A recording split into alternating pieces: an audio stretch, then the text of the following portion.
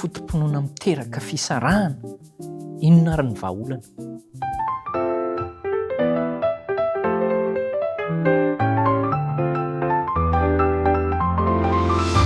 Isaoran'Andriamanitra iarahantsika anio indray, ary tena asaina ampitiavina ianao dia arabaina amin'ny mpifaliana ihany koa ao anaraka n'izany fotoana fanarahana ny hevitry ny soratra masina izany. Miteraka fisarahana ny fotom-pinoana. Dia rehefa mandalina an'izany fa ianao dia hoe tena vao mahita tiako ilay izy miteraka fisarahana. Andao isika hamaly an'izany hoe inona ary ny vahaolana. Ny ao amin'ny fototra inon'ny hindoista dia mampianatra izany momba an'ireo hoe adidy na hoe dharma. Ny Andriamanitra Krishna zany dia mampianatra an'ireo adidy ao amin'ilay boky Bhagavad Gita izay niresantsika tany aloha. Ary dia faritan'io izany ny anjara asan'ireo varina efatra. Inona moa ny atao hoe varina? Dia ireo izany ilay saranga eo amin'ny fiarahamonina. Dia mbola misy ny ankoatran'izay varina efatra izay. Inona avy ireo sarangam-piarahamonina efatra misy ao anatin'ity hindoista ity dia ny hoe Brahmana zany na hoe sokajin'ireo mpisorona, sarangan'ny mpisorona. Ny faharoa izany dia hoe Kshatriya na hoe sokajin'ireo mpiady, guerrier hoy isika. Ny fahatelo izany dia ny Vaishya, sokajin'ireo mpandraharaha mpivarotra zany. Ary ny fahaefatra dia ny sokajin'ireo Shudra na hoe ny mpanao asa tanana.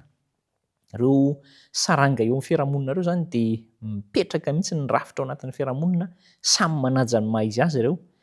Ary rehefa nandeha ny fotoana dia izao ny fanazavana ny mena hoe manaiky sy mampirisika ny fanavahana ara-tsaranga ihany koa izany i Krishna na hoe ny Andriamanitra izay nivavahana izy ireo. Dia omeny andraikitra manokana ny tsirairay dia omena haja ny arakarak'izay saranga izay. Ary dia izay zany namolavolan'ny fiarahamonina ao anatin'ny hindoista tamin'izany fotoana izany, fiarahamonina indiana, nandritra ny vanim-potoana maro. Ary ny efaran'izy io dia tonga tamina ady ara-tsosialy enjana satria nanjary tena mipetraka ilay hoe saranga ambony sy ambany, tombotsoa iombonana sy tsy iombonana hananan'ny saranga anankiray. Miteraka fanavakavahana sy fanilikilihana mihitsy izany ny nataon'izany fototra finoana izany. Misy koa ny fiangarana hita tao anatin'izany. Misy izany ny atao hoe saranga hafa mihitsy indray izany ity dia ny Dalit. Ireo izany dia atao hoe tsy azo kasihana, tsy miaraka amin'ilay efatra tetsy ambony ireo izany satria ireo dia tena voahilikilika mihitsy tsy navela hoe handihy fianarana izy ireo na hoe hanana tombotsoa arak'asa na hisitraka fitsaboana sy ny filana fototra ny maha olombelona hafa izany. Ary na dia teo aza ny ezaka nataon'ny fiarahamonina indiana momba ny hoe hanitsiana an'izany lalàna misy fifanilikiliana izany dia betsaka ihany ny voka-dratsy hitan'ny ainana tao anatin'izany fiarahamonina izany. Izay ilay hoe fotom-pinoana miteraka fisaratsarahana. Fa raha misy koa ny fotom-pinoana enina dia heverina ao anatin'ny kristianisma aza mbola miteraka fisaratsarahana dia andao isika handinika tsara ny soratra masina. Fa ahoana ny soratra masina?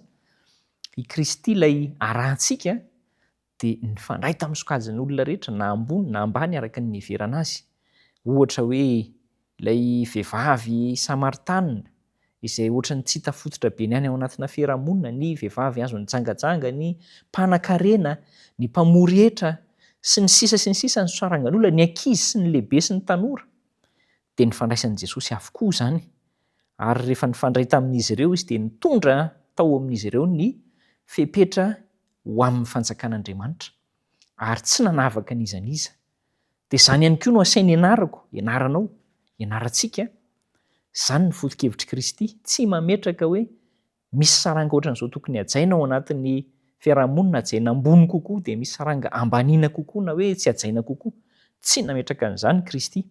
Fa amin'ny Kristy ary apetrany amiko sy aminao dia hoe mitovy ny tombam-bidin'ny tsirairay. Ny olona rehetra izay teraka eto ambonin'ny tany tsirairay dia manana tombam-bidy mitovy eo anatrehan'i Kristy ary zava-dehibe eo anatrehan'Andriamanitra. Antsontsika anaraka an'izay ohatra izay ihany koa. Ary izay ny tena tsara dia ilay ohatra ilay fitsipiky ny fitoviana sy ny fitsipiky ny fitiavana. Andao izany ny ainany. Fa ny zavatra rehetra ankoatran'izay dia zava-poana. Izao ny voalazan'ny Apokalipsy 2:20-21 tapany faharoa hoe hotoriana amin'ny fokom-pirenena, ny firenena aloha sy ny fokom-pirenena sy ny samihafa fiteny ary ny olona rehetra ny filazantsara tsy misy fanavakavahana ao anatin'izany ary Andriamanitra tsy manavakavaka ny Andriamanitro, ny Andriamanitra ao, ny Andriamanitra inoantsika sy ivavahantsika. Andao hijoro amin'ny fototra inoantsika isika fa tsy hozongozona. Entsika ambavaka ary izany.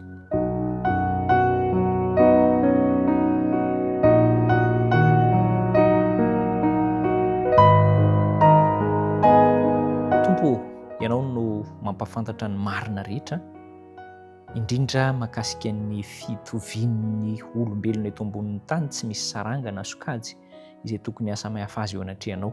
Manana tombam-bidy tsara izahay, ampio izay hatakatra an'izany, hiaina arak'izany eo anatrehanao ary tsy hosimban'ny foto-kevitra hafa. Amin'ny anaran'i Jesosy no angatahana izany. Amen.